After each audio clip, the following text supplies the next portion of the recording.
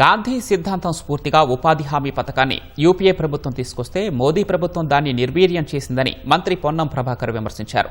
నరేగా పేరు మార్పునకు వ్యతిరేకంగా ప్రతి గ్రామంలో మహాత్మాగాంధీ చిత్రపటాలతో నిరసనలు చేపట్టాలని ఆయన పిలుపునిచ్చారు.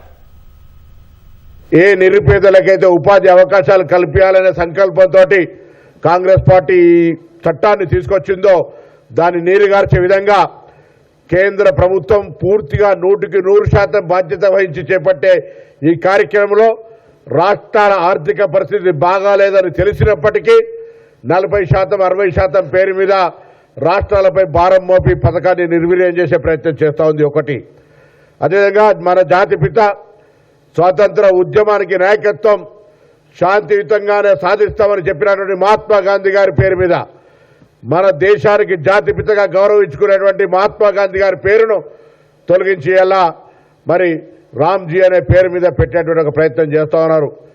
కాంగ్రెస్ పార్టీకి సంబంధించి చరిత్రలో ఉన్నటువంటి నెహ్రూ గారిని, ఇందిరాగాంధీ గారిని, రాజీవ్ గాంధీ గారిని సహా ఆ పేర్లు పూర్తిగా ప్రస్తావించకుండా ఉండాలనే ప్రయత్నంలో భాగంగా వాటికి మాత్రమే పరిమితం కాకుండా ఇవాళ ఈ దేశ స్వాతంత్రం కోసం మరి పోరాడినటువంటి మహాత్మా గాంధీ గారి పేరును కూడా మలిపేసేటువంటి ఒక ప్రయత్నం జరుగుతూ ఉంది.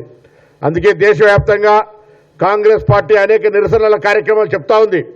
అందులో భాగంగా ఇవాళ రాష్ట్ర వ్యాప్తంగా, దేశవ్యాప్తంగా కాంగ్రెస్ ఆవిర్భావ దినోత్సవం రోజు ప్రతి గ్రామంలో గాంధీ గారి ఫోటోకు దండేసి గాంధీ గారి ఫోటోతో కలిసి ఈ ప్రభుత్వ వైఖరి నిరసనగా తెలియజెప్పే కార్యక్రమాలు జరుగుతూ ఉంది. ఇలా అన్ని గ్రామాల్లో ఈ కార్యక్రమాలు జరుగుతూ ఉన్నాయి.